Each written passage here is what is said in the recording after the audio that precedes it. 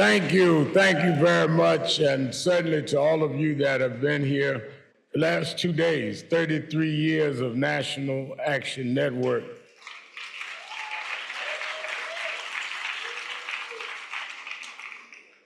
In year 2000, National Action Network was able to get the two candidates for presidential Democratic nomination, Al Gore and Senator Bill Bradley, to debate for the first time at the Apollo Theater. 4 years later, I ran for president. But 4 years after that, which is now 16 years ago, every candidate, Democratic candidate for president, came to this hotel for our convention.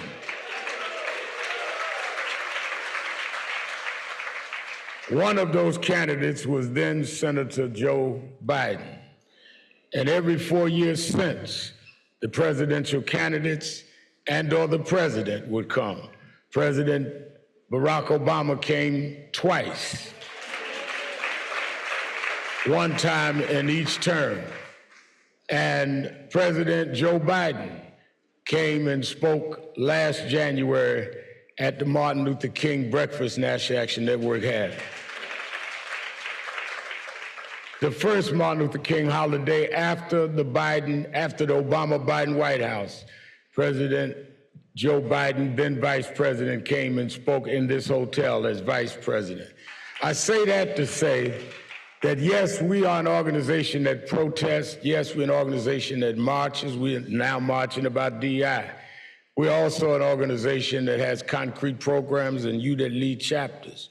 We are an organization that heckle. If any hecklers are here, I'm the heckler in chief. You will not out-heckle me today.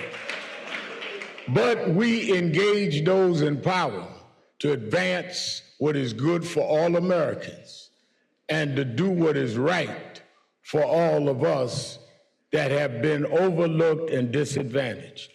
I have known Joe Biden before he was president.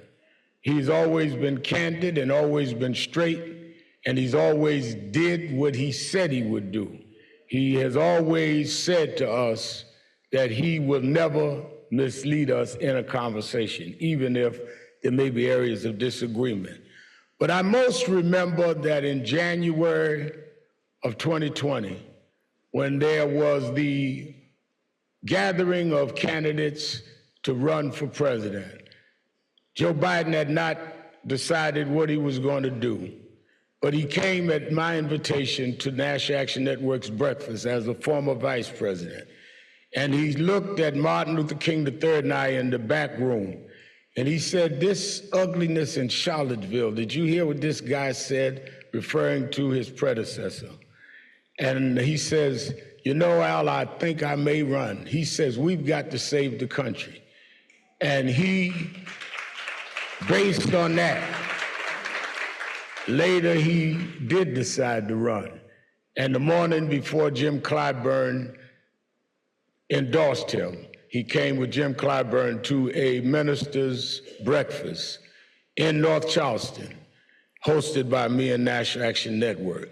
I give that background so people won't think he's just doing this viral speech to get votes. He has a history with National Action Network, and he has always answered the hard questions and always been there. I've had come off my television show, Politics Nation, and he's called me from the White House to discuss things we talked about.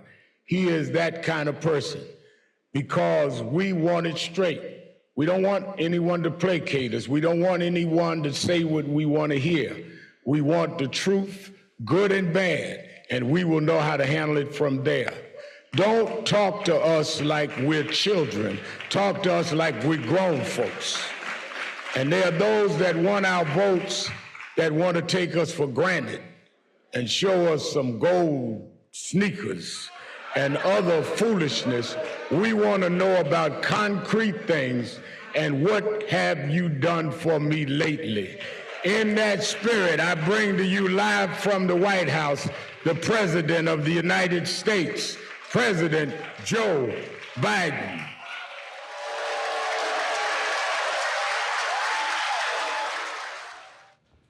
Thank you, Rev. Thanks for that introduction. Look, we've known each other for a long time. I'm grateful not only for your leadership and partnership, but quite frankly, more importantly, for your friendship. And thanks to all of you, members of our nation's most important civil rights organizations. You know, for more than 30 years, the National Action Network has been on the front lines in the work to redeem the soul of America. We've been on the same page, and the work is as important as it's ever been. You know, during your convention, you heard from members of the most diverse administration in history, our administration, starting with our Vice President, Kamala Harris, who's doing an incredible job, in my view. And so is Steve Benjamin, who's with us, he's with you guys tonight, right now. Together, we've kept our promises to make some of the most significant investments in the Black American community ever. Promise kept to get through the pandemic and make sure the Black community was not left behind and everyone was taken care of. Put checks in pockets to cut Black child poverty in half. Promise kept to rebuild all of America, reconnecting Black communities that have been cut in half by interstate highway systems with jobs and opportunity as well. To ensure that every community has access to clean water and high-speed internet. Promise kept to protect and expand Obamacare, saving Black families $800 a year in their premiums. A promise kept to beat Big Pharma by giving Medicare the power to negotiate lower prescription drug prices, literally saving countless lives in underserved communities. For example, members of the Black community who need insulin now are because of their diabetes, now only have to pay $35 a month for insulin instead of $400 a month. And there's much more to come, by the way. A promise kept to invest in historic $7 billion in HBCUs, to relieve student debt for more than 4 million people so far, including a significant number of Black borrowers.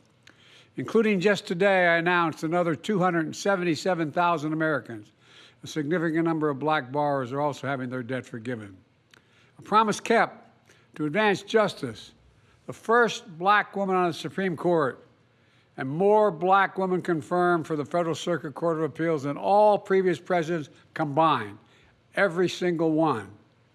Most important executive order on police reform, to ban chokeholds, greatly restrict no-knock warrants, advance effective and accountable community policing. A promise kept to sign the most significant gun safety law in decades, the first law making lynching a federal hate crime, keeping my promise that no one should be in federal prison for merely possessing marijuana. A promise kept to advance environmental justice and to make the most significant investments in climate ever in all of our history. That's delivering clean energy and jobs all across America.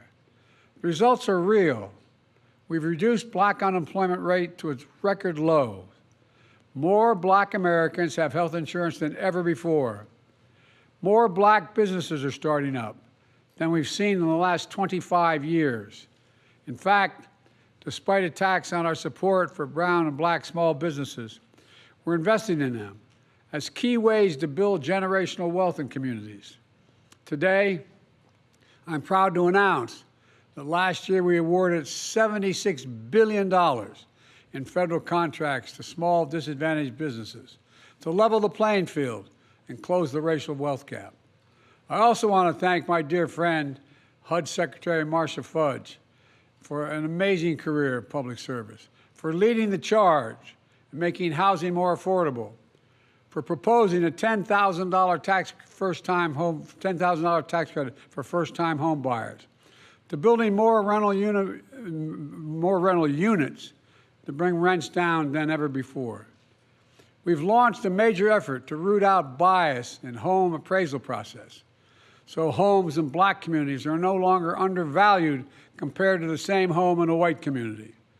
Thus far, we've eliminated that gap by 40%, and we're going to continue till it's even.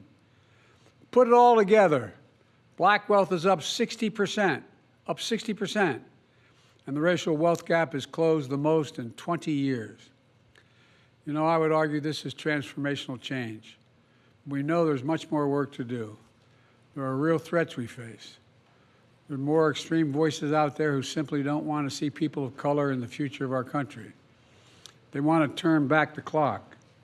Voter suppression, election suppression, ripping away reproductive freedom, getting affirmative action, gutting it, and attacking diversity across American life, banning books.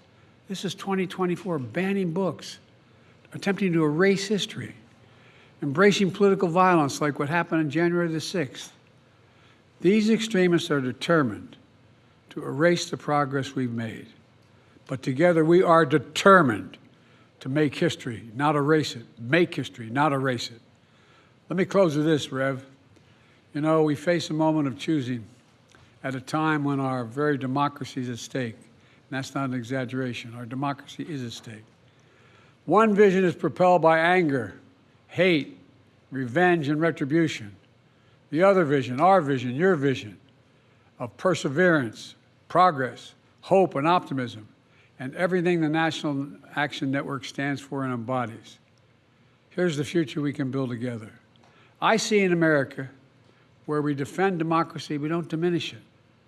I see America where, with your help, I signed the Freedom to Vote Act and the John Lewis Voting Rights Act into law, where I signed the George Floyd Justice and Policing Act into law, where we make Roe v. Wade the law of the land again, and we can do that.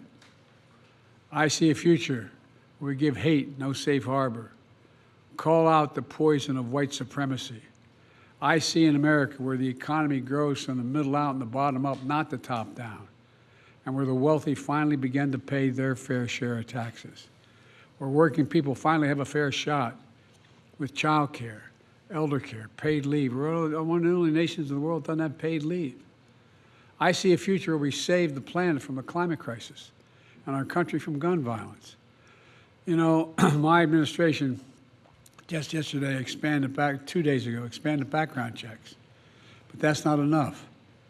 We'll ban assault weapons, high-capacity magazines because we did it once, we got to do it again. We must get it done.